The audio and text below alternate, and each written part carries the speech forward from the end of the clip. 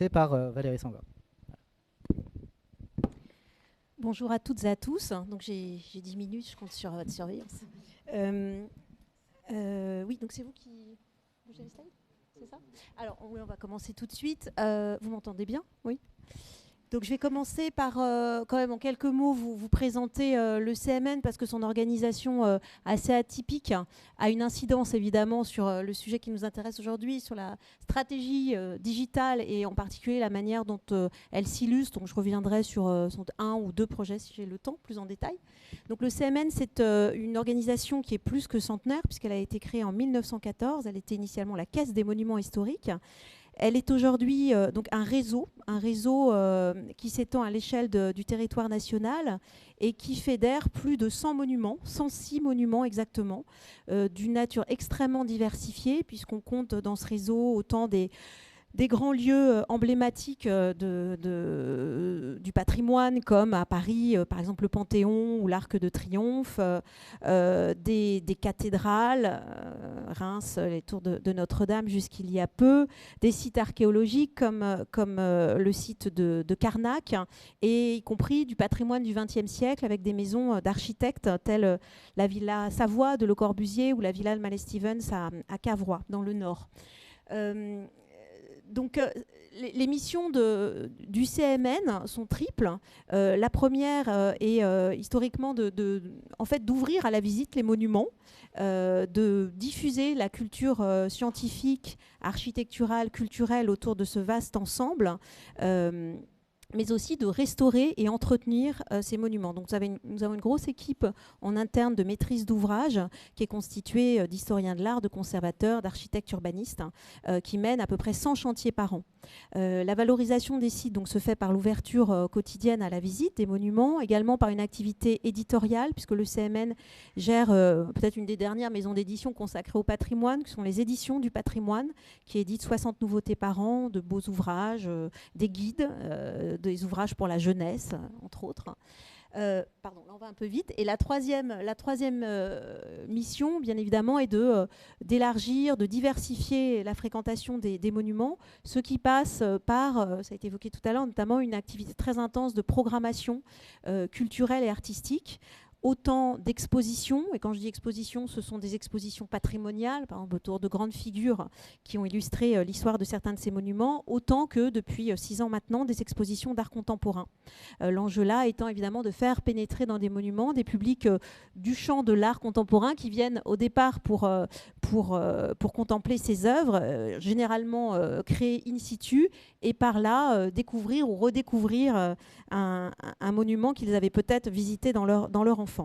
L'innovation, donc à ce titre, est aussi, je dirais, un paramètre qui est très important pour le CMN depuis plus de 10 ans maintenant et qui participe pleinement de cet objectif d'élargissement des publics, de diversification des publics, y compris vers les publics empêchés, comme on dit, ou dont les handicaps parfois les empêchent de pénétrer dans certains de ces monuments qui peuvent être dans des zones très reculées du territoire.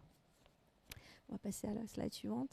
Alors, je le disais, le CMN, depuis 10 ans, a engagé une politique digitale très active, alors qui s'est traduite par sans doute plus d'une cinquantaine d'expérimentations ou de projets innovants, conduits, je dirais, dans une stratégie à la fois structurelle, globale, mais aussi de manière ad hoc dans les monuments en fonction d'opportunités. Quand je le dis, c'est de manière très positive, soit pour répondre à une problématique d'un monument, soit parce que le CMN a été sollicité par un acteur, souvent une start-up ou une entreprise innovante, et que ces objectifs répondaient à ceux du CMN. Donc vous voyez à l'image là quelques jalons de ce déploiement de projet, avec, vous le voyez quand même assez tôt, des technologies qui ont été testées, comme la réalité augmentée, notamment à l'abbaye de Cluny dès 2010, pour répondre en l'occurrence à l'abbaye de Cluny sur le sujet de l'orientation du visiteur. Parce que Cluny est un monument assez difficile à lire, qui est constitué en réalité de 3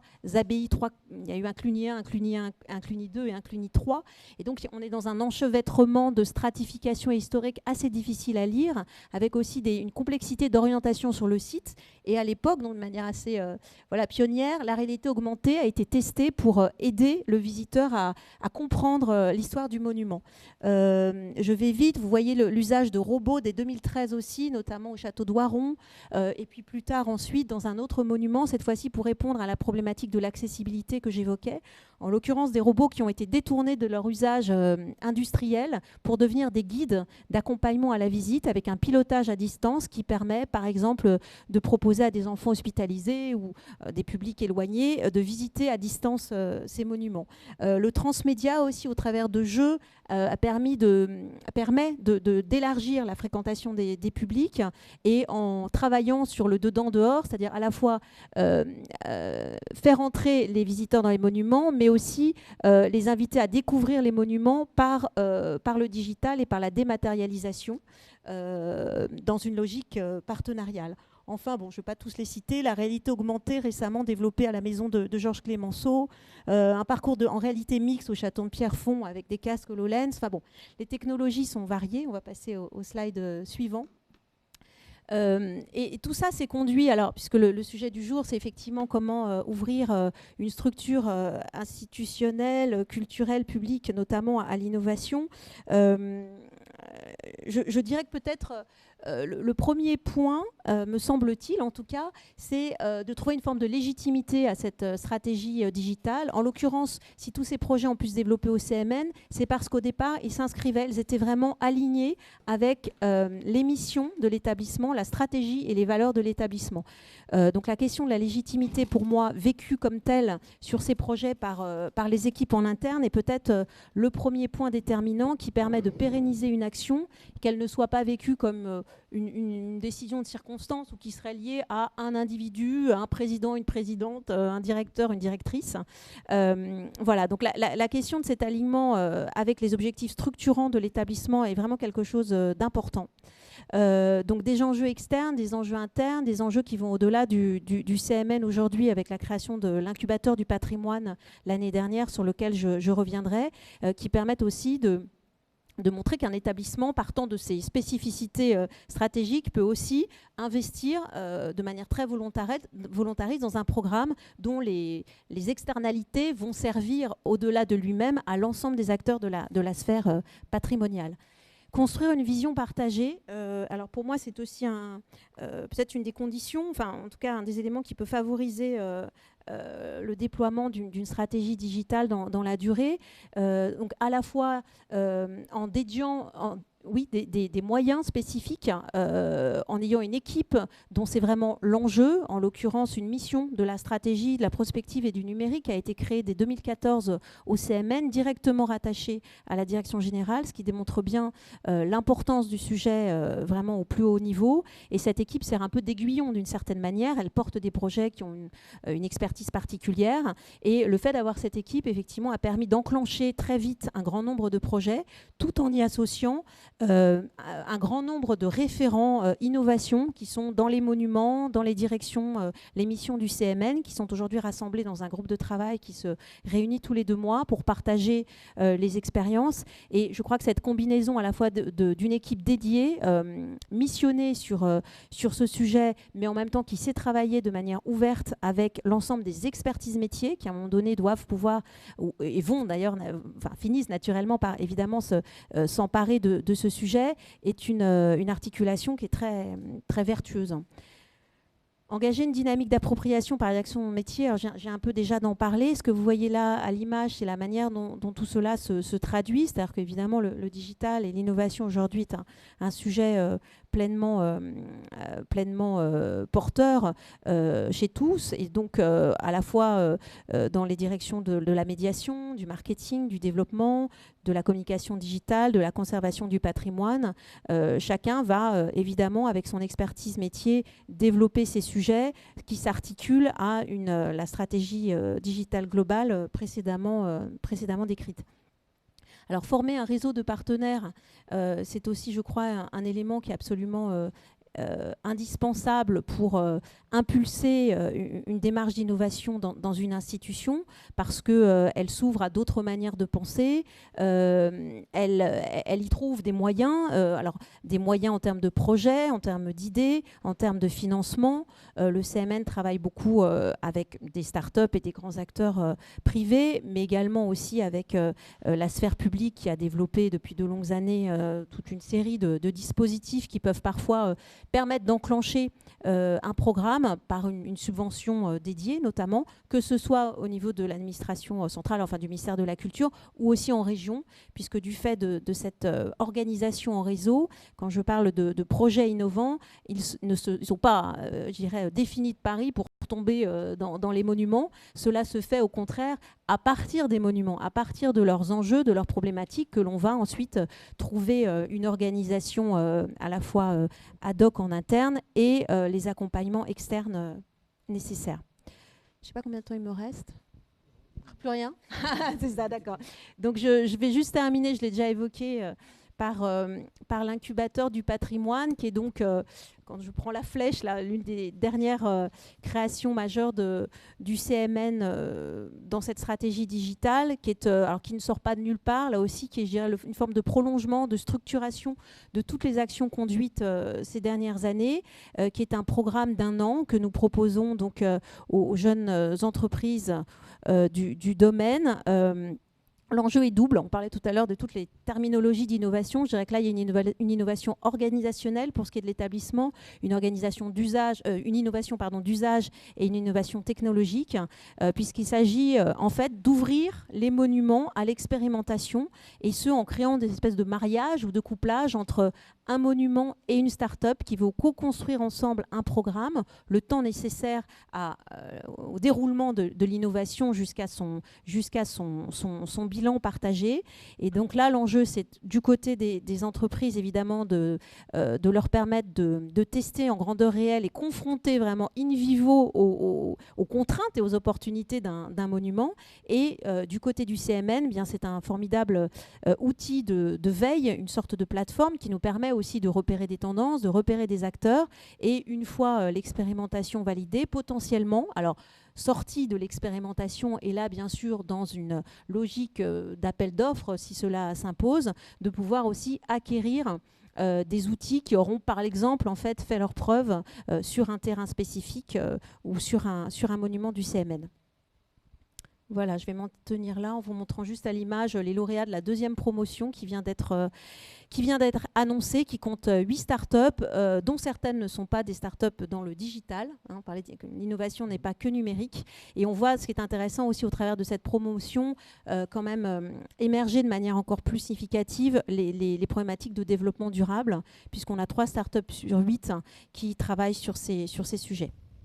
Voilà, merci. Merci beaucoup.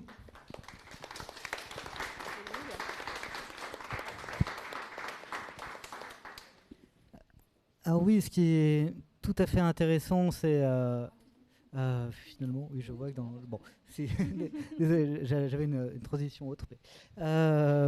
Donc, pour le coup, une stratégie d'innovation qui est assez intéressante dans le sens où elle s'est bâtie au fur et à mesure par un ensemble d'expérimentations, donc avec des startups, et petit à petit, après ces expérimentations, ont été finalement centralisées avec cet incubateur, où l'idée, c'est d'internaliser aussi les pratiques et les collaborations, et les structurer mieux en interne pour aussi permettre des montées en compétences des collaborateurs au sein du CMN. Et en ça, c'est assez intéressant. Ce qui permet de faire une transition avec la BNF, qui notamment a développé tout un ensemble de pratiques innovantes depuis de nombreuses années, notamment en interne, pour essayer de faire monter en compétences, monter en compétence l'ensemble de ses collaborateurs et développer tout un ensemble de projets innovants. Tout à fait. Oui, en effet, moi, je vais surtout vous parler organisation du travail, méthode de travail. La BNF, c'est une vieille maison. C'est une très grosse maison. C'est 2400 personnes qui travaillent sur 5 sites. C'est des millions de documents qui sont conservés, acquis chaque année au titre du dépôt légal, des livres, mais également du son, des images, des jeux vidéo, les archives du web, des fichiers numériques. C'est 1,2 2 millions de visiteurs dans les salles de lecture, dans les expositions, dans les manifestations. Donc c'est vraiment une structure qui est très très grosse et dont l'organisation actuelle constitue un frein à l'innovation. C'est une organisation qui est très silotée, très hiérarchique, avec des systèmes de validation qui sont longs et complexes et qui rendent difficile l'émergence d'idées nouvelles en provenance des agents sur le terrain, de ceux qui connaissent le mieux les usages et les pratiques. Par ailleurs, comme beaucoup d'institutions culturelles et patrimoniales, c'est une maison qui a le culte de l'excellence, de l'érudition, de la perfection. L'innovation nécessite l'expérimentation, le droit à l'erreur, le fait de faire d'abord et de voir après si ça marche. C'est quelque chose qui est loin des valeurs métiers qui sont aujourd'hui celles de beaucoup de personnes encore dans l'établissement. Malgré tout, on a quand même fait beaucoup de choses en termes d'innovation, notamment numérique. Gallica, la bibliothèque numérique de la BNF, c'est 5 millions d'images numérisées accessibles, c'est 15 millions de visiteurs par an, c'est également une stratégie de médiation numérique sur les réseaux sociaux qui est à la fois décalée et scientifique. La BNF, c'est aussi la collecte du dépôt légal dématérialisé, des livres dématérialisés, du son dématérialisé, toutes les musiques que vous écoutez sur Deezer, c'est le genre de choses que nous collectons, les archives du web, je l'ai dit. La BNF, c'est aussi le rétro gaming. Hein, on collecte l'édition de jeux vidéo française et donc on l'émule pour pouvoir la mettre à disposition des chercheurs ou des professionnels que ça intéresse. Donc voilà, on fait énormément de choses. On a aussi une stratégie très développée d'open data avec des web services qui sont mis ouverts à disposition de tous pour pouvoir récupérer nos données et nos contenus. Donc tout ça, on a réussi à le faire malgré cette organisation silotée, mais on l'a fait sur le temps long. C'est-à-dire qu'on a lancé des grandes opérations. La numérisation de masse à la BNF, c'est un process long qui a été lancé au milieu des années, à la fin des années 90 et qui continue encore aujourd'hui à être développé. On a du mal à lancer des projets, des innovations qui soient réactives, adaptées à l'évolution des pratiques quotidiennes. Et la société évolue très vite et notamment la transformation numérique impose d'aller de plus en plus vite. Donc c'est pour ça qu'on a voulu essayer de structurer un peu différemment l'acculturation à l'innovation de nos propres agents. En 2016, la directrice générale de l'époque, Sylvaine Tarceau-Gidry, a souhaité donc créer une mission innovation rattachée directement à la direction générale comme au CNM pour montrer et impulser cette stratégie d'innovation, mais en commençant par l'évolution de la culture et de la façon de penser et de travailler des agents, avec cette certitude que des agents qui travaillent en transversal, qui ont une culture de l'expérimentation et de l'essai-erreur, qui ont une sensibilisation et une formation aux méthodes participatives, au travail collectif, à la conception de services fondés sur les besoins des utilisateurs, ce sont des personnes qui vont être capables d'impulser l'innovation. Voilà. Donc on essaie d'impulser l'innovation à un niveau, de la passer à un niveau macro en l'impulsant par les agents. Donc, je vais vous donner deux exemples de dispositifs qu'on a mis en œuvre pour essayer de répondre à ce besoin. Le premier, c'est de travailler avec nos usagers en co-créativité pour essayer de concevoir avec eux de nouveaux services qui correspondent à leurs attentes, à leurs pratiques. Donc on a d'une part organisé des hackathons, on en a déjà organisé 3, j'y reviendrai pas. J'ai essayé justement de prendre un exemple un peu moins numérique et surtout un exemple qui illustre ce qu'on met en œuvre pour essayer de passer de la co-créativité à une mise en œuvre opérationnelle réelle. Donc on avait un enjeu qui était le réaménagement de 2 de nos salles de lecture, donc du Haut-de-Jardin, les salles de lecture tout public, qui ne sont pas réservées uniquement aux professionnels, aux chercheurs, mais ouvertes à tous. Donc ces salles qui étaient consacrées à la presse et à l'audiovisuel peinaient à renouveler leur public. Et donc on voulait en faire un véritable ensemble, un espace média qui attirait davantage notamment les professionnels des médias. On a organisé en 2017 un biblioremix. Alors vous connaissez peut-être déjà le format muséomix. Biblioremix, c'est pareil, mais dans les bibliothèques. L'idée étant de regrouper pendant une journée des usagers fréquents ou occasionnels, des professionnels des médias, en l'occurrence, vu le sujet, des professionnels des bibliothèques également, et de les accompagner dans une démarche de co-idéation pour proposer des projets de nouveaux services pour cette salle. il y a 8 projets qui ont émergé. Et donc des projets de services, voilà, par exemple de mise à disposition des lecteurs, de professionnels des médias pour leur présenter, répondre à leurs questions techniques, l'ouverture d'un jardin qui était à côté de la salle de lecture pour fournir un lieu d'inspiration. Voilà. Et un projet qui nous a particulièrement intéressé, qui était celui de créer un café dans la salle de lecture. Pour des bibliothèques, c'est compliqué. Mais c'est un projet qui nous avait intéressé parce qu'on s'est dit effectivement le lien entre la presse et le café, il est évident. On boit son café en lisant le journal le matin. Mais en même temps, on ne savait pas trop comment est-ce qu'on allait pouvoir mettre ça en œuvre concrètement avec toutes les questions que ça peut poser en termes de sûreté des collections, de cohabitation d'usages bruyants et silencieux au sein d'une même salle de lecture, etc. Donc on s'est dit, qu'est-ce qu'on va faire? On va expérimenter ce projet. Donc début 2018, premier trimestre 2018, on a expérimenté un point café presse dans cette salle de lecture, donc c'est l'image de gauche là. Pendant une semaine, on a mis en place un dispositif d'évaluation qui permettait de voir à la fois l'appropriation du service par les usagers et les conséquences que ça pouvait avoir sur le travail des agents. Donc il y avait des questionnaires qui étaient à disposition des utilisateurs et des agents, il y avait des séances d'observation par les agents des personnes qui utiliseraient le service, et puis on a fait des entretiens un peu plus longs à la fois des agents et des utilisateurs. Ce qui a été assez intéressant, c'est que sur le questionnaire des utilisateurs, tout le monde disait « c'est une idée géniale ». Dans la pratique, ce service est resté ouvert pendant une semaine, le café était gratuit et on a eu 3 lecteurs. En fait, ce qui est sorti des entretiens, c'est que tout le monde trouve que c'est une très bonne idée, mais qu'en réalité, quand ils veulent faire une pause, ils veulent sortir de la salle de lecture. Ils veulent aller fumer, ils veulent aller téléphoner, ils veulent juste prendre l'air, quoi. Ils veulent sortir de la salle. Donc voilà, on a expérimenté cette idée qui était sortie de l'idéation participative, de l'innovation ouverte. On l'a testée, elle n'a pas fonctionné. Par contre, ce qui est très intéressant, c'est qu'on a associé les agents à tout ce travail d'évaluation de cette expérimentation, qui se sont appropriés l'idée et qu'on a refait une séance d'idéation avec eux ensuite, et qui est émergé de cette séance l'idée que peut-être que ce lien café-presse, il est pertinent, mais que ce n'est pas le café qu'il faut amener à la presse, mais la presse qu'il faut amener au café. Et donc on a fait une deuxième expérimentation fin 2018 qui était de créer un kiosque presse où on pourrait mettre à disposition de la presse papier et numérique sur tablette dans les 2 cafés qui sont ouverts au sein de la BNF à destination de tous nos publics. Donc on l'a testé dans les deux implantations, encore une fois avec un dispositif d'évaluation assez précis. Et il y a un de ces 2 dispositifs qui a très bien fonctionné, celui l'implantation dans le hall d'entrée. Parce qu'on voit que là arrivent des gens qui viennent dans la BNF pas pour aller dans les salles de lecture, mais pour voir les expositions, les manifestations, ou juste pour profiter de la climatisation et du Wi-Fi, et qui donc ne connaissent pas forcément l'offre documentaire de la bibliothèque. Et donc ils étaient attirés par cette offre. Voilà, j'ai mon café à côté, je lis mon journal, et voilà, et via la signalétique, on leur indiquait que y avait encore plus de journaux s'ils rentraient dans les salles de lecture. Et on a eu une transformation un nombre assez important de personnes qui sont ensuite allées consulter les documents dans la salle de lecture. Donc pour nous, c'est une expérimentation, la deuxième expérimentation qui a vraiment été tout à fait satisfaisante et qui va être réellement pérennisée dans le courant de l'année 2019. Donc voilà, c'est par une succession d'expérimentations qu'on a pu arriver, voilà, en se donnant le droit d'échouer, qu'on a pu arriver à l'idée finale.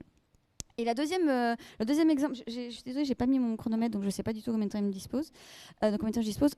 C'est un dispositif un peu plus ambitieux d'innovation managériale et donc d'accompagnement des équipes en interne à la BNF au développement de projets innovants. Donc ce dispositif, c'est un laboratoire d'accélération de projets, un laboratoire interne.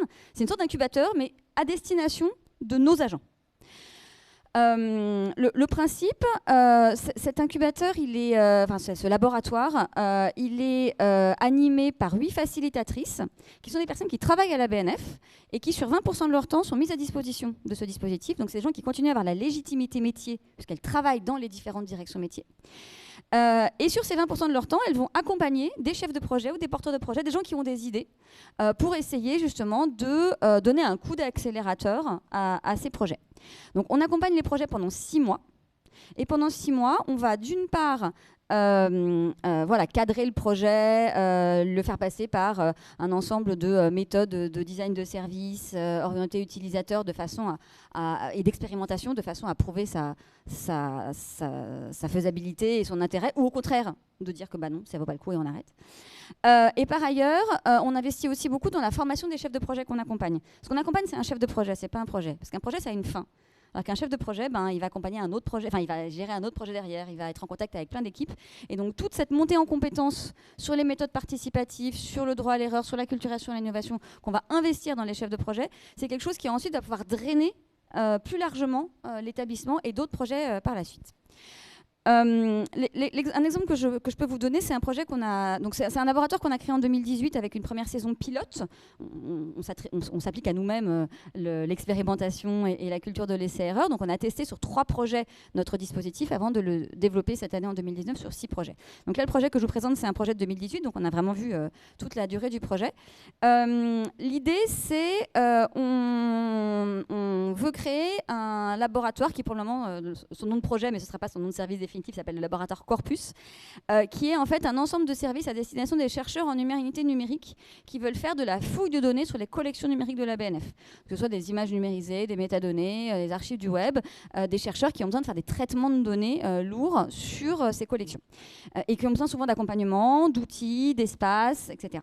Donc il y a eu toute une instruction qui a été faite avec des chercheurs pour définir quels seraient leurs besoins, puis ensuite on s'est dit faut le mettre quelque part dans la BNF, et l'endroit où on a choisi de le mettre pour des raisons de disponibilité d'espace, c'est une salle de lecture qui s'appelle la salle X, qui est la salle de référence bibliographique. Donc les gens qui travaillent dans cette salle, c'est vraiment les bibliothécaires les plus érudits et les plus pointus de la BNF. C'est pas forcément des gens qui sont hyper à l'aise avec les questions numériques. Et donc il y avait la question de cette greffe en fait entre un dispositif hyper innovant et des agents qui étaient plutôt rétifs à l'idée.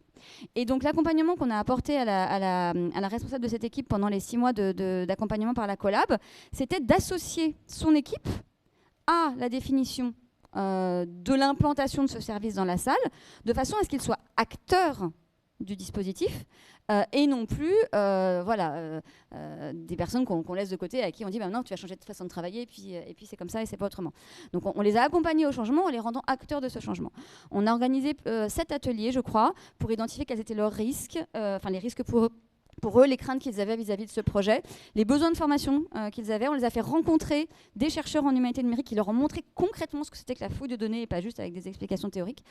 On les a fait travailler sur l'offre de services et sur l'implantation dans la salle. Là, ce que vous voyez ici, c'est une petite maquette. En fait, tous les éléments sont mobiles et on les a fait travailler sur des scénarios en faisant bouger les petits éléments pour voir comment est-ce que ce service pourrait s'implanter, comment les flux de passage et de cohabitation des chercheurs qui viendraient pour bénéficier de ce service cohabiterait avec des chercheurs plus traditionnels. Et de cette façon-là, au bout de 6 mois d'accompagnement, on avait une chef de service formée aux méthodes d'animation participative, plus de 30 personnes au sein de l'équipe qui étaient passées au moins par un des ateliers et qui donc avaient commencé également à s'approprier le sujet de ce laboratoire, et des schémas d'organisation, d'implantation et d'offres de services et un plan de formation et de montée en compétences des agents. Et voilà, donc on sait que par la suite, donc là ça fait déjà 6 mois que c'est fini, là maintenant les travaux vont commencer dans la salle, donc c'est vraiment un projet qui a pu aboutir et qu'on a pu vraiment accélérer grâce à ce laboratoire. Voilà, c'est la fin de ce que je voulais vous montrer. Comment est-ce qu'en gros on met en place le système, l'organisation qui permet ensuite d'être le terreau d'innovation porté par les agents eux-mêmes. Merci beaucoup.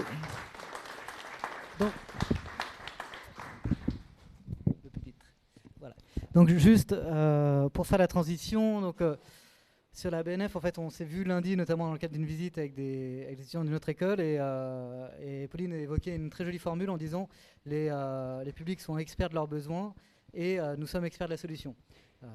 Où finalement, effectivement, c'est important d'avoir une vision entre guillemets usagée, mais c'est important aussi pour le coup d'avoir un positionnement qui permet l'innovation. Donc on va écouter un opérateur reconnu en fait de l'innovation dans le secteur culturel, donc Steven Hearn, qui va nous parler un peu des différents projets qu'il a menés avec Saint-Ilio.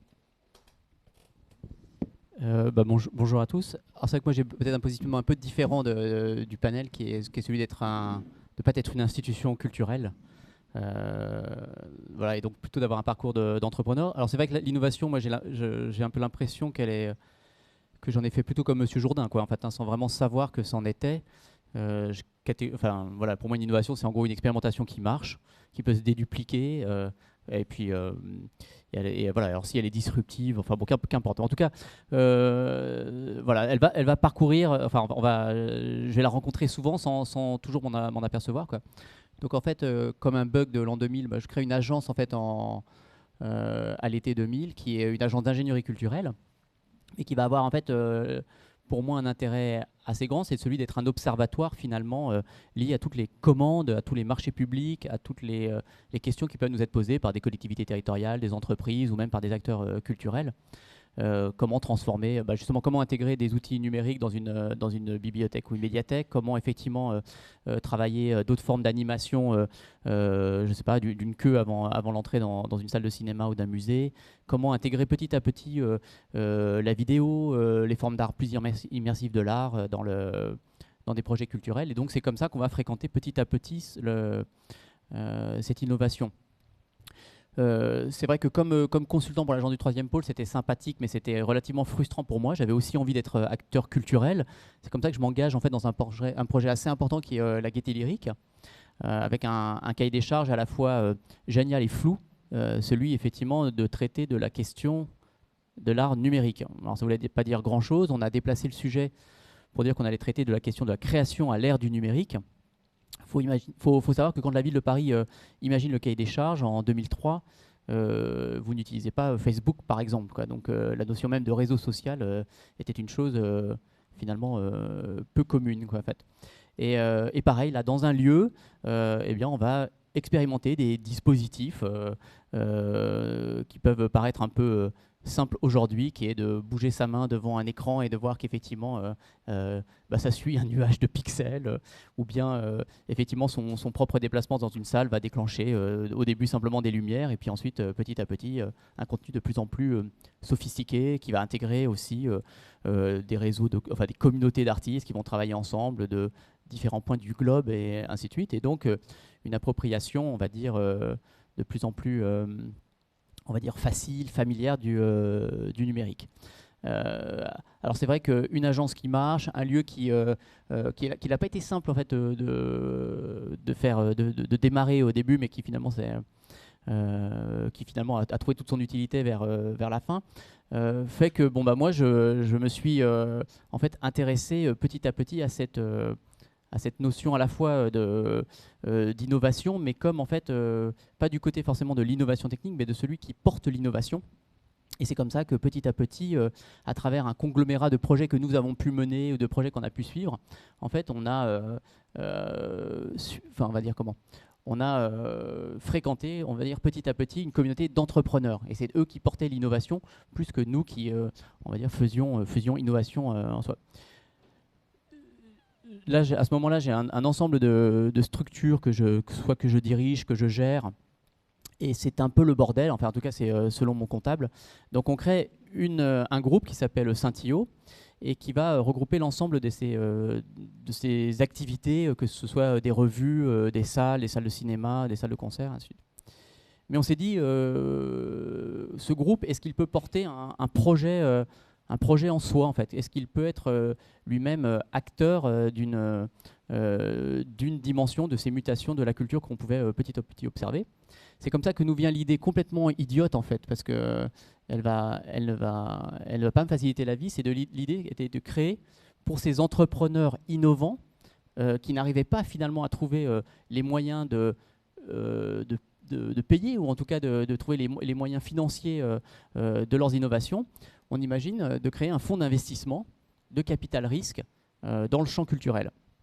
Alors là, c'est vrai que ma vie elle va être très simple en fait. Ça va être d'un côté les acteurs économiques, que ce soit des banquiers, des business angels, qui m'expliquent que je suis plutôt de l'ordre du clown, du saltimbanque, et qu'en fait jamais la culture ne sera rentable, aucune des innovations liées à la culture aura un quelconque futur. C'est complètement oublié qu'il y a deux grands moteurs dans les innovations numériques, c'est le sexe et la culture quand même en fait. Donc Et voilà. Et le deuxième, le deuxième niveau de critique, il était plutôt lié, on va dire, aux acteurs culturels qui m'expliquaient qu'en fait, c'était le loup dans la bergerie, c'était le grand capital dans la préciosité des modèles économiques de la culture. Donc, en fait, le projet ne va pas voir le jour. En fait, ou si, et c'était il y a que quelques semaines ou quelques mois avec l'IFSIC qui lance finalement un fonds d'investissement de capital risque.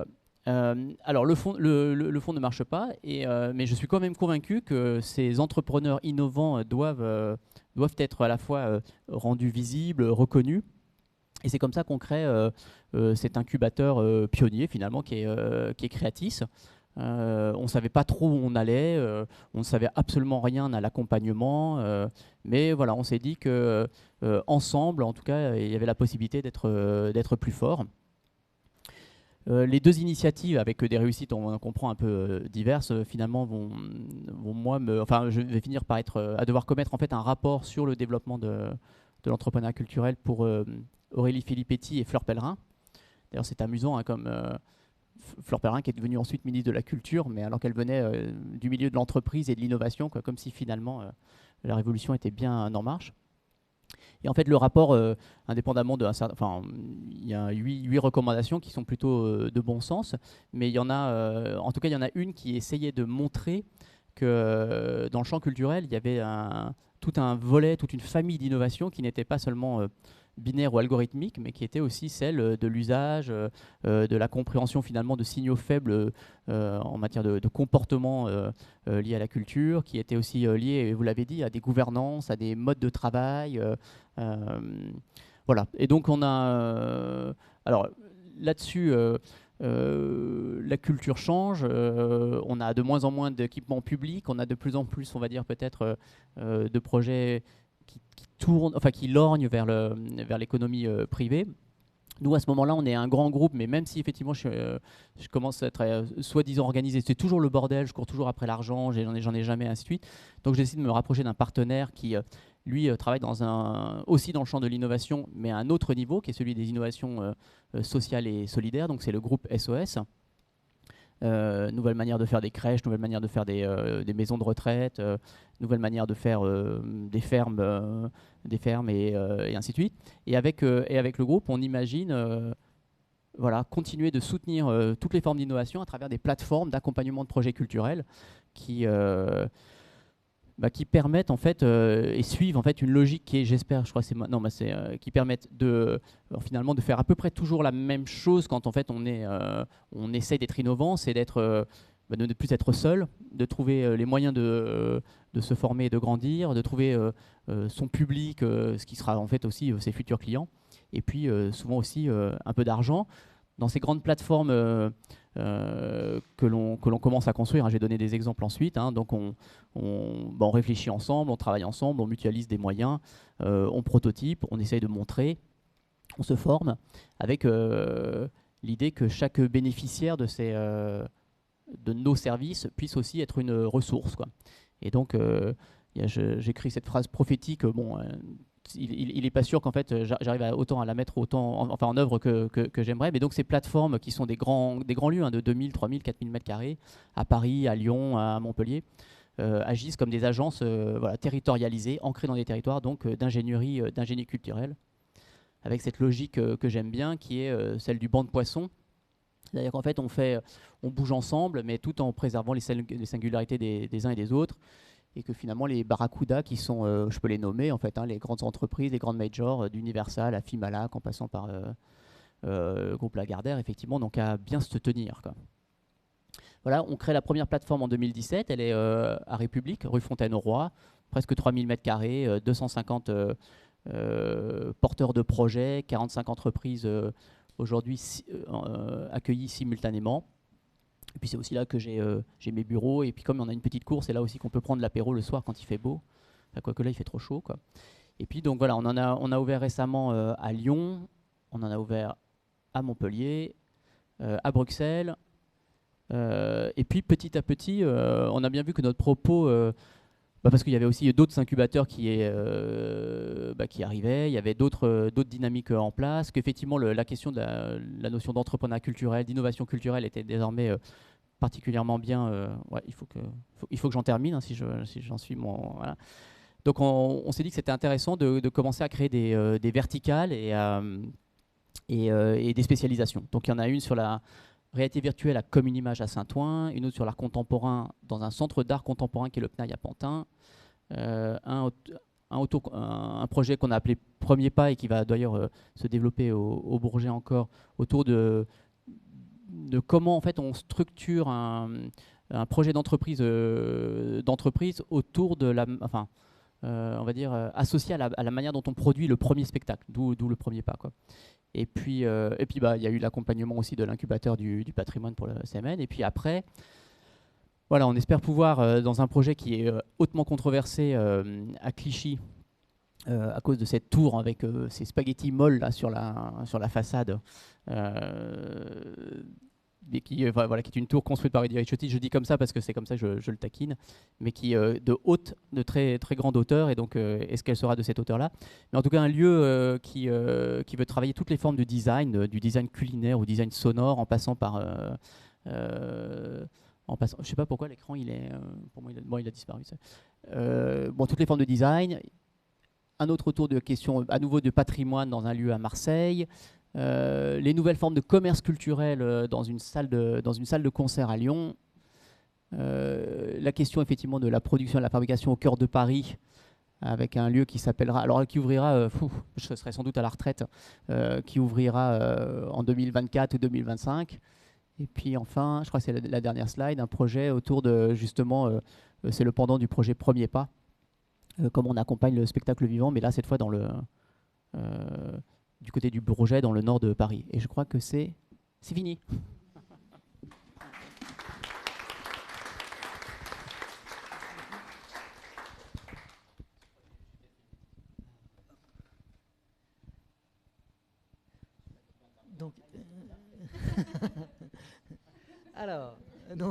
Merci pour cette présentation. Voilà, c'est vraiment fini. Voilà. Non, ce qui était tout à fait intéressant, c'était de pouvoir voir en fait les différents projets que peut porter Saint-Ilio. On va acteur privé, en fait, s'il en est. L'idée, c'est de voir aussi qu'il y a tout un ensemble aussi d'acteurs publics qui interviennent notamment sur l'innovation et l'incubation de projets culturels et artistiques. On évoquera donc comme ça en fait le 104. Je vais essayer de réparer ça pendant que tu commences à parler, Marilène. Voilà. Écoute, peut-être est-ce qu'on peut mettre en mode affichage pour passer. Tu y arriverais pouvoir se faire succéder les slides.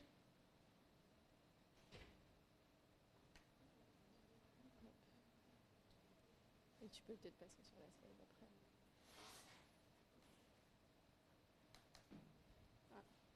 C'est la chaleur. Possible. Alors bonjour, donc moi je suis Marilène Ritchie, je m'occupe de 104 Factory, l'incubateur des startups culturelles et créatives du 104.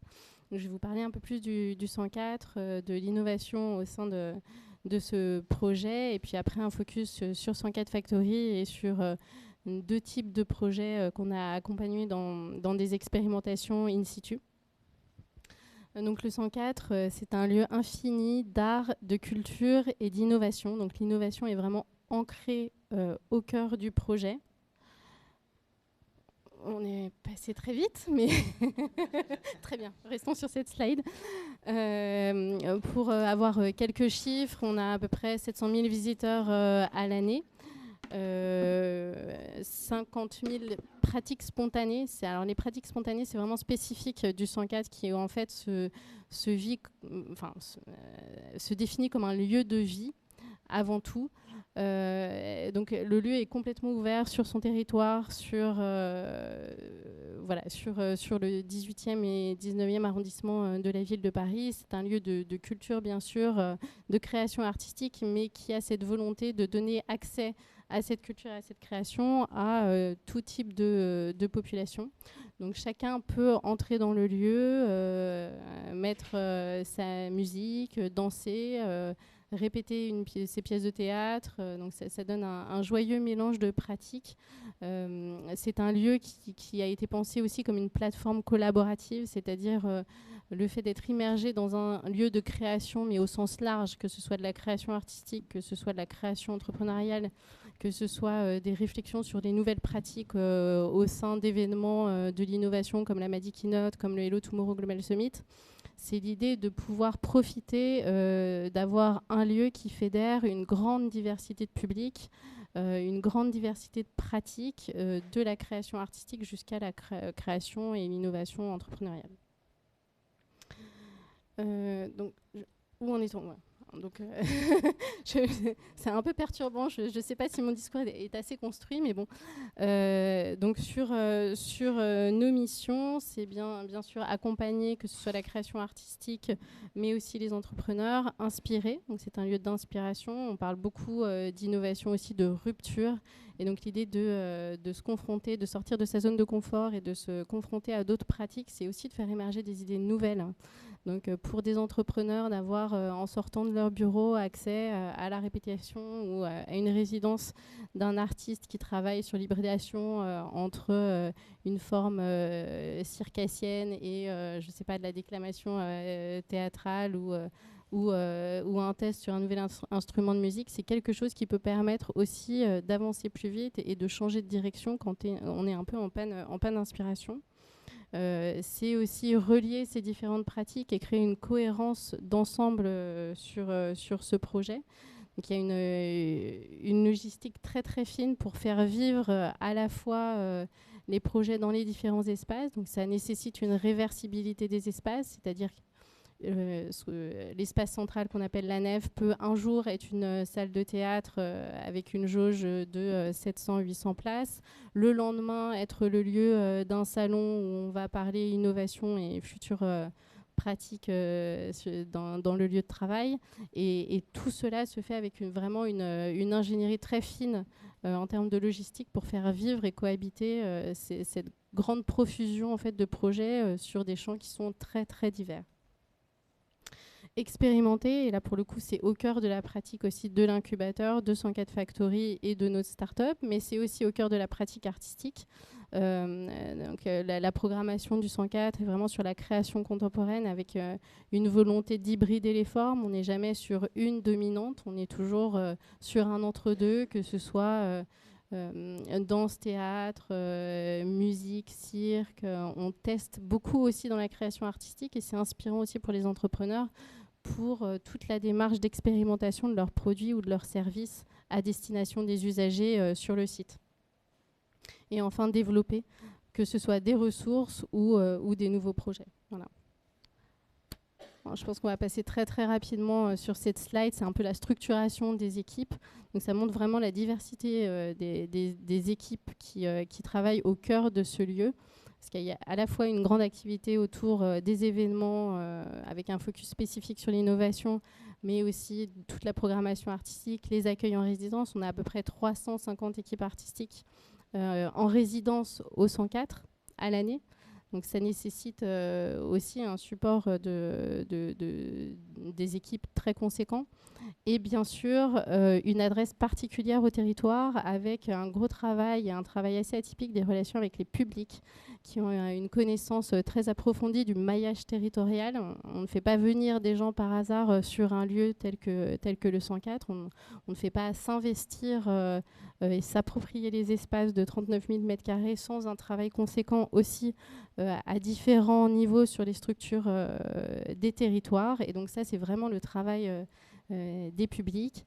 Bien sûr aussi la commercialisation sur tous les événements, les ressources, toutes les fonctions support et l'innovation qui agit plus en transverse, à la fois sur des projets d'ingénierie culturelle, par exemple au travers de Numériscope, qui est un appel à projet qui a engagé l'une de nos startups et des artistes pour créer des contenus sur le projet du Grand Paris Express. mais aussi en innovation sociale et comment insuffler aussi de l'innovation à tous les niveaux sur ce projet qui est le projet du 104. Je pense qu'on peut passer, c'était quelques notions, mais comme le temps est compté, voilà, j'ai pas trop le minutage en face. On va faire donc un focus sur 104 Factory. Donc c'est vraiment un incubateur de start-up qui accompagne des start-up dans le champ des industries culturelles et créatives. Ça faisait sens par rapport au projet de développer un incubateur qui puisse profiter un maximum de l'écosystème du 104, que ce soit institutionnel, tous les liens avec les partenaires commerciaux, mais aussi toute la création artistique. Et donc du coup, être sur la verticale des industries culturelles et créatives, ça semble quelque chose de très naturel. Depuis la création, donc en 2013, on a accueilli 42 startups. On a eu plus de 16 millions de fonds générés. On a une belle pérennité des projets. À 3 ans, on a 85% de taux de pérennité des projets à 3 ans, ce qui est quand même assez exceptionnel. Et un tiers des projets cofondés par des femmes. C'est aussi une de nos volontés d'essayer d'avoir... on parle d'un accès et d'une ouverture pour tous à la culture, mais aussi à l'entrepreneuriat. Donc dans la sélection des dossiers, dans le sourcing, on essaie d'avoir toujours à l'esprit d'avoir une plus grande diversité des profils de porteurs de projets qui entrent dans nos murs. On va passer aussi rapidement sur la slide d'après. C'était pour montrer aujourd'hui un petit peu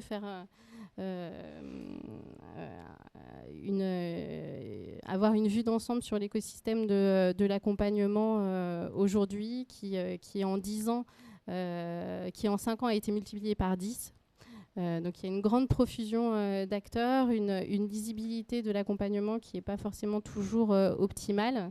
Et l'une des préoccupations de notre structure, mais aussi d'un grand nombre d'acteurs, c'est de créer de la lisibilité parce qu'au final, un parcours d'un start-upper ou d'un entrepreneur culturel, il est très divers et un accompagnement à un instant T va être pertinent, mais il ne sera pas à un autre moment. Et donc, comment créer plus de lisibilité sur toutes les opportunités d'accompagnement et créer un vrai parcours différencié en fonction des typologies de projets, c'est aussi une de nos préoccupations.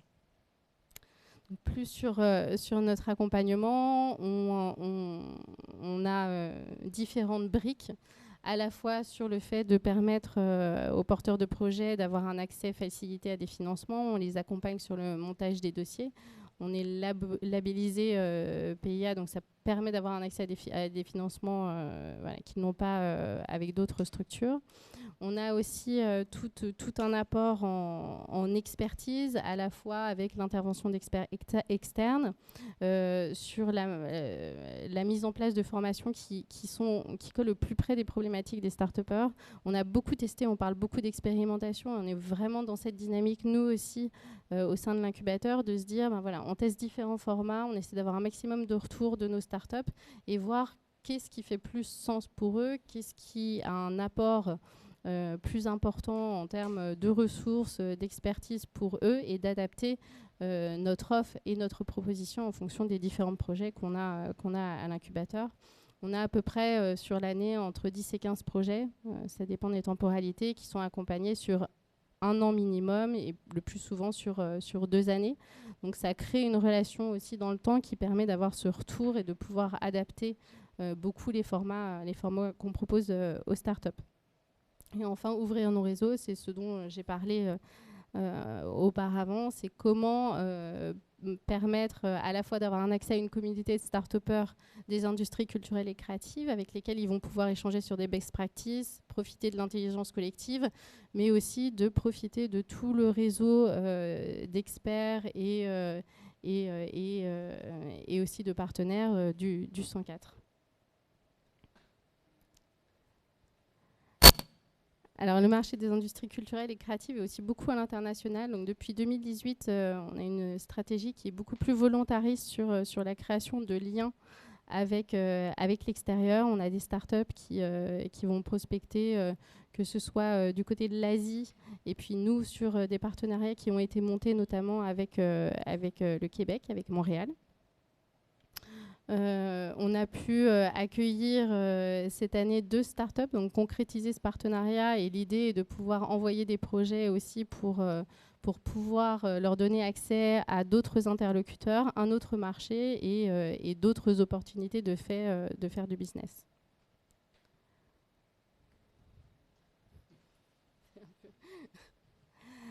On a structuré aussi nos équipes. On s'est rendu compte qu'on avait besoin au sein des équipes de créer des synergies. Et pour créer des synergies, il faut qu'il y ait des projets aussi qui soient similaires, qui ne soient pas compétitifs, qui ne soient pas en compétition, mais qui aient des similarités. Et donc de ce fait, on a structuré les choses en pôles de compétences, en pôles d'excellence. Donc plus sur des projets qui sont dans les expériences immersives, sur le design lifestyle, et on a aussi beaucoup de projets musique de fait. C'est quelque chose d'assez historique et qui se fait assez naturellement, donc soit des développements de nouveaux instruments ou voilà, de nouvelles technologies qui permettent de créer une expérience augmentée d'un concert ou autre projet de ce type. Alors un focus rapide sur des expérimentations qu'on a pu faire, parce qu'on a beaucoup parlé d'expérimentation et je voulais vous montrer ce que ça pouvait dire aussi chez nous. Donc nous, on accompagne vraiment les porteurs de projets dans l'expérimentation. On va vraiment du design, de l'idéation, le fait de poser des problématiques et d'essayer de tester ces questionnements auprès d'un public. On a la chance d'avoir une grande variété de publics. Que ce soit les visiteurs dont j'ai parlé, qui sont voilà, autant des familles que des jeunes qui ont une pratique artistique, que des artistes aussi. Donc pour des projets B2B, c'est aussi très intéressant de pouvoir tester les technologies ou les produits et services auprès de cette population. Et donc du coup, avec les startups québécoises qu'on a accueillies, on a mis en place des expérimentations, donc MT Light et Atomic 3 que vous voyez ici, qui est reparti juste la semaine dernière. Donc eux font des installations sonores et lumineuses dans l'espace public. Donc le territoire du 104 s'y prêtait à merveille et ont pu tester in situ leur dispositif Maestro. Donc une personne prenait la place du chef d'orchestre et pouvait jouer sur les lumières, l'intensité de la musique, tout en étant en fait acteur vraiment de cette partition musicale de Carmen. Donc ça leur a permis pendant 2 mois en fait, où ils ont été accueillis au 104, à la fois d'ouvrir leur réseau avec de nouveaux interlocuteurs et de nouveaux partenaires qu'ils ont pu inviter au moment de l'expérimentation publique au 104. Et puis on l'a fait aussi devant la grande halle, la fontaine de la grande halle de la Villette. Ça leur a permis d'avoir un temps de 15 jours pour affiner les derniers détails techniques de la mise en place de l'expérimentation et enfin de faire un gros show le soir de la fête de la musique. Donc c'est assez précieux d'avoir en un temps très court en fait la capacité de rencontrer des acteurs qu'ils n'auraient pas forcément rencontrés même sur des voyages récurrents en Europe, mais aussi de pouvoir avoir des interlocuteurs à la fois techniques, à la fois des conseils et des liens avec les institutions, surtout pour des projets comme ça, c'est très très précieux en un temps qui est quand même très, très court. Une autre, et je vous laisserai avec cette expérimentation, c'est une de nos startups qui est chez nous depuis 2 ans, qui est Spoon. Donc là, c'est un projet très, très différent de créature artificielle empathique. Donc cette année, pendant 3 semaines, on a pu, au moment du lancement du Festival Les Singuliers, à l'occasion aussi de notre grand événement de l'innovation et de 104 Factory, qui est Open Factory, faire une expérimentation en travaillant avec eux sur un contenu, sur l'architecture d'un contenu pour que cette créature artificielle puisse être un autre mode d'accueil du 104 et prodiguer de l'information, être vecteur d'amusement et de partage auprès des publics du 104. Donc on a formé tout le personnel accueillant aussi à cette technologie. on les a sensibilisés et ça a permis de faire des tests utilisateurs, de tester différents services. On a eu à peu près 900 interactions sur toute la période, beaucoup de données qui ont été à la fois qualitatives mais quantitatives et qui ont été précieuses pour la start-up, pour pouvoir un peu évaluer le potentiel dans les services que eux proposaient, avec des choses qui pouvaient être inattendues. Ils ont vu beaucoup de traction et d'amusement sur un photobooth intégré, quelque chose qu'ils n'avaient pas forcément en priorité de développer. En fait, il y a quand même beaucoup d'appétence pour ce genre de service. Et entre autres, et de voir les freins potentiels à la mise en place d'une telle innovation dans un lieu et dans l'espace public, parce qu'il y en a sur des innovations de rupture technologique comme celle-ci. Voilà, donc on a pu les accompagner à la fois sur l'expérimentation, sur la mise en place de cette expérimentation par rapport à leurs objectifs et leurs contraintes, et enfin faire un débrief constructif et voir quels learnings et quelles perspectives il pouvait y avoir pour une phase suivante d'expérimentation. Merci beaucoup. Donc, je vous propose de clôturer cette journée de rencontre par... Ok, bien sûr. Voilà, donc... Donc, merci Steven. Donc, on va clôturer cette intervention par notamment une dernière intervention, c'est l'institution qui nous accueille, le 11 Conti Monnaie de Paris, où on abordera notamment en fait ce qui a été un peu le fil rouge finalement des différentes interventions, le fait que l'innovation, l'expérimentation est centrale au sein de l'innovation pour arriver à mener des projets, et le parcours, si vous l'avez visité entre 13h et 14h de la Monnaie de Paris, on est le fruit notamment en fait d'un ensemble de méthodologies orientées design. Et la deuxième chose aussi qu'on pourra évoquer peut-être avec Agnès, c'est cette logique d'innovation ouverte qui est en cours en fait au sein du 11 Conti, avec l'envie d'essayer de s'ouvrir à un ensemble de compétences externes, qu'elles soient entrepreneuriales, d'autres instituts culturels, d'autres écoles, etc. Mais ça, je vais laisser la parole à Agnès pour en parler. Voilà. Merci. Merci Antoine. Bonsoir à tous. Donc Agnès Abastado, je suis administratrice culturelle et responsable contenu numérique et multimédia à la Monnaie de Paris.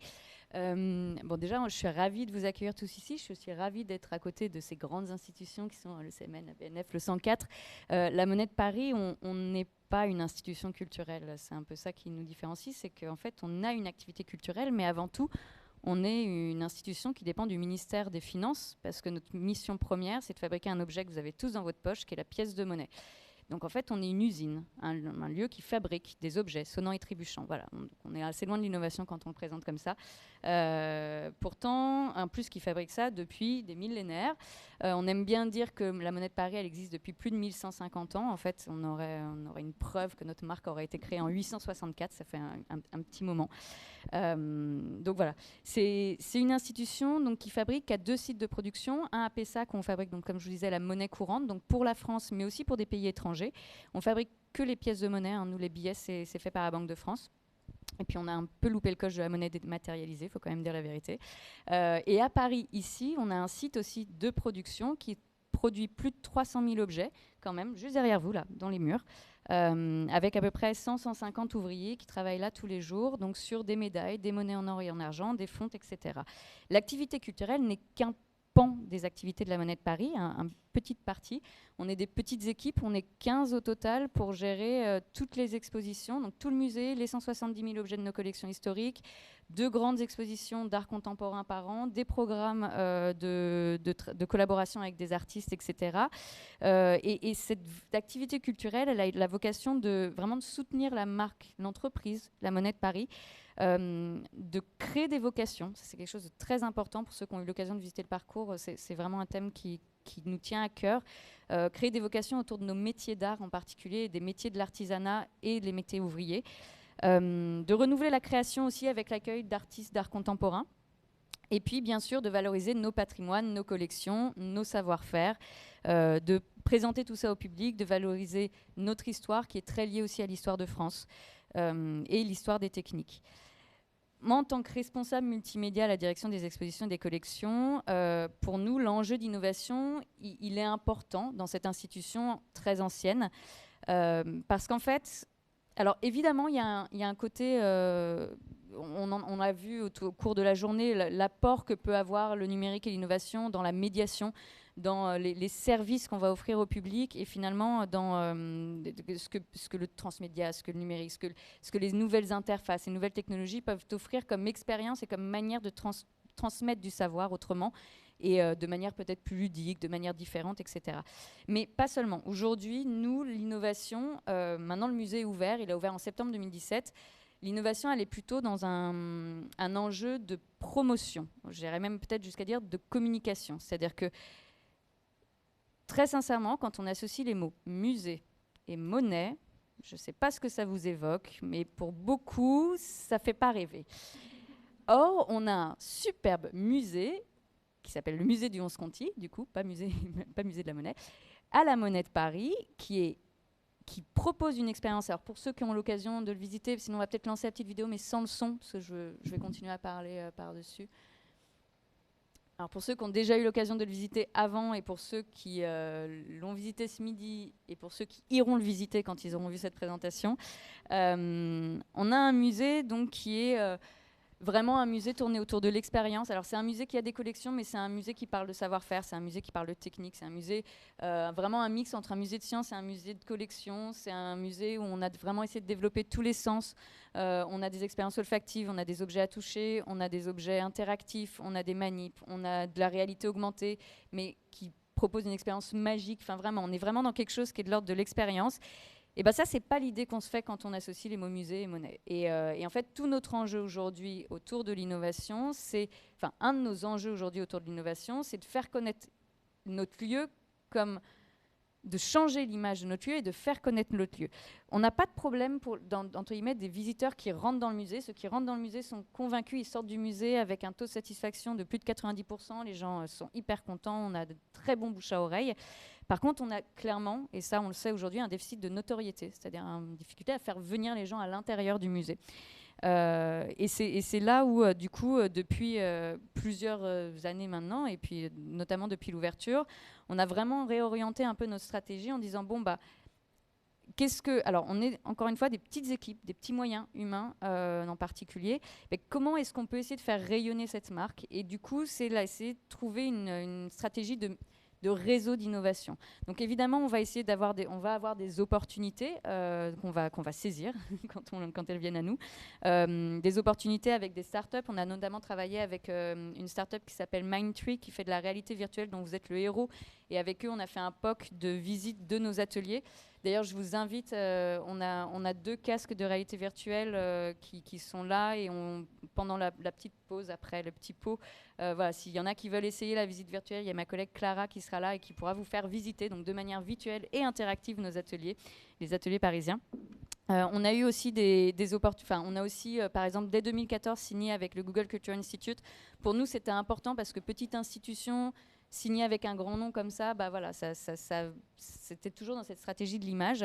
Aujourd'hui, on continue, on est vraiment dans cette stratégie d'essayer de nouer des partenariats avec des startups, mais pas seulement, aussi avec d'autres entreprises, avec d'autres institutions, avec des acteurs de l'innovation. C'est un travail qu'on mène petit à petit, donc en fait ça se fait au fur et à mesure. J'ai pas forcément aujourd'hui de projets très concrets, il y en a en cours qui vont se réaliser dans les prochains mois, mais c'est en tout cas imaginer ce travail de l'innovation, non pas forcément en interne avec la possibilité d'héberger un incubateur ou ce genre de choses, mais plutôt en externe, c'est-à-dire d'aller chercher des relais partenaires à l'extérieur avec qui on va s'associer, avec qui à chaque fois on va faire un partenariat, on va dire, de visibilité, un partenariat d'échange, les accueillir, aller chez eux, etc. Et vraiment essayer de mêler notre marque à ces gens qui ont, eux, déjà cette vision ou cette notoriété de l'innovation. Et d'ailleurs, je tiens à dire que vous faites partie de cette stratégie, puisqu'en fait, accueillir aujourd'hui les rencontres de l'ESA chez nous, ça faisait partie de cette stratégie de l'innovation et de rayonnement de la marque Monnaie de Paris et du lieu 11 Conti Monnaie de Paris. Je ne sais pas s'il reste quelques minutes ou... Bon, très bien. Alors peut-être juste pour continuer. Alors aujourd'hui, ce travail de développement, c'est aussi un travail qui se fait avec une vraie réflexion de l'ADN. C'est-à-dire que c'est toujours un peu compliqué quand on va associer entre guillemets notre marque à d'autres institutions, etc. Il faut être sûr que ça matche, alors que ça matche aussi dans l'idée qu'on a envie de développer, dans ce qu'on a envie de faire, mais aussi dans les valeurs qu'on a, qu'on défend. Effectivement, on est une vieille institution avec des valeurs qui nous sont propres. Et ça fait, c'est quand même des points d'attention quand on développe comme ça des stratégies en réseau. C'est pas aller forcément se marier avec tout le monde, un peu réfléchir aux mariages qui nous intéressent et ceux qu'on a envie de mettre en avant. Voilà. C'est ça, le mot de la fin. Et merci beaucoup.